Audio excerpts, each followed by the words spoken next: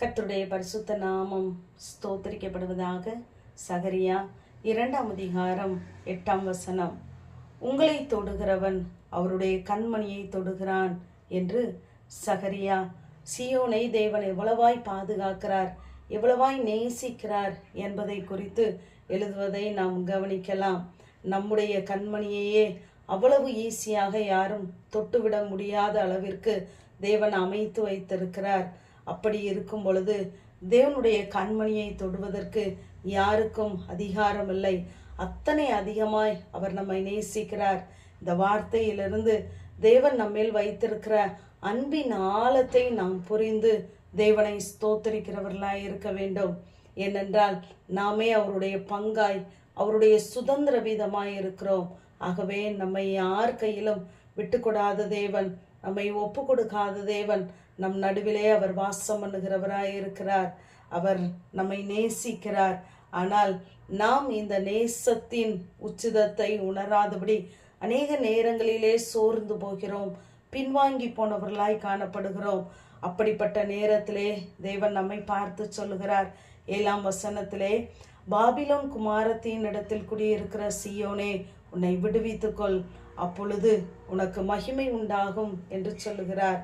நாம் கர்த்தருடைய வார்த்தையை அசட்டை பண்ணினவர்களால் தேவனுக்கு பிரியமில்லாத காரியங்களை செய்யும் பொழுது அவர் நம்மை அவருடைய பங்காக சுதந்திர வீதமாக ஏற்றுக்கொண்டதினாலே நம்மை மறுபடியுமாய் அவர் அழைக்கிறவராய் இருக்கிறார்.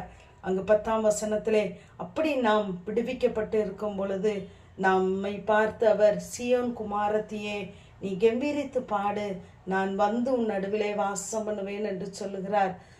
நேரங்களிலே இப்படிப்பட்ட அன்பை நாம் புரிந்து கொள்ளாதபடி நாம் அருவருப்பான காரியங்களை செய்து வருகிறோம். ஆனால் தேவன் சொல்கிறார், நீ அப்படிப்பட்டவைகளிலிருந்து உன்னை விடுவித்துக்கொள், நீ என்னண்டை திரும்ப வா என்று சொல்லி அழைக்கிறார்.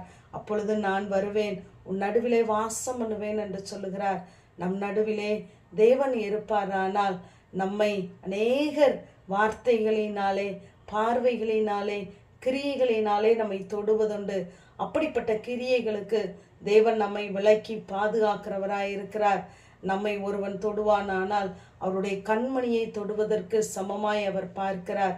ஆகவே அவர்கள் மத்தியிலே நம்மை விட்டு கொடாத தேவன், நம்மை ஒப்பு கொடுக்காத தேவன், நம்மை ஆதரிக்கிறவர், நம் நடுவிலே இருந்து நம்மை அவருடைய பிள்ளையாக ஏற்றுக்கொண்டு உரிமை பாராட்டுகிறவராய் இருக்கிறார். அப்படிப்பட்ட நேரங்களிலே நாம் அவரோடு கூட உறவின் அந்த அன்பினை நாம் இன்னும் புதுப்பித்து கொள்ளுகிறவர்களாய் இருக்க வேண்டும். ஏனென்றால் அவரோடு கூட ஐக்கியமாய் இருப்பதற்கே நம்மை அழைத்திருக்கிறார் என்று 1 கொரிந்தியரிலே நாம் வாசிக்கிறோம். ஆகவே நாம் அவரோடு கூட இருக்க வேண்டும் என்பதற்காகத்தான் நம்மை தெரிந்தெடுத்திருக்கிறார். இங்கு உபாகமம் 32ஆம் அதிகாரம் 9ஆம் வசனம் 10ஆம் வசனத்திலே சொல்கிறார், கர்த்தருடைய ஜனமே அவருடைய பங்கு, யாக்கோப்பு அவருடைய சுதந்திர வீதம். நான் அவனை கண்டுபிடித்தேன், அவனை நடத்தினேன், அவனை உணர்த்தினேன், அவனை தமது கண்மணியை போல காத்தருளினேன் என்று சொல்லுகிறார்.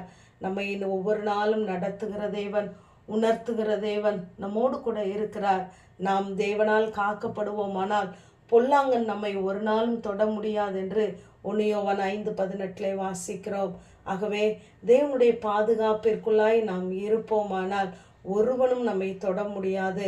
நம்மை காண்கிறவர்கள் தேவனை காணும்படியாய் அந்த பிரதிபலிப்பை தேவன் நமக்குள்ளாய் வைத்திருக்கிறார்.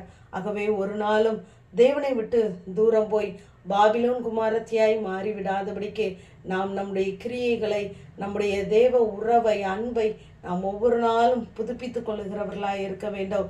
நாம் சீயோன் குமாரத்தியாய் காணப்படும் பொழுது தேவன் நம் நடுவிலே வருகிறவராய், நமக்கு அற்புதம் செய்கிறவராய் இருக்கிறார். ஆகவேதான் சங்கீதக்காரன் 17ஆம் சங்கீதம் 8ஆம் வசனத்திலே, கண்மணியை போல என்னை காத்தருளும் என்று கெஞ்சி நிற்கிறார். நாமும் தேவன் நமக்கு தருகிற பாதுகாப்பிலே அடைக்கலத்தின் கீழே இருப்போமானால் நம்மை தொடுவதற்கு ஒருவருக்கும் தேவன் அதிகாரம் கொடுக்க மாட்டார். அவர் நம்மை பாதுகாப்பார், நடத்துவார். ஆமேன். ஜெபம். பிதாவாகிய தேவனே, குமாரனாகிய இயேசு கிறிஸ்துவின் நாமத்தின் மூலமாய் உடைய சன்னிதானத்திலே வருகிறோம்.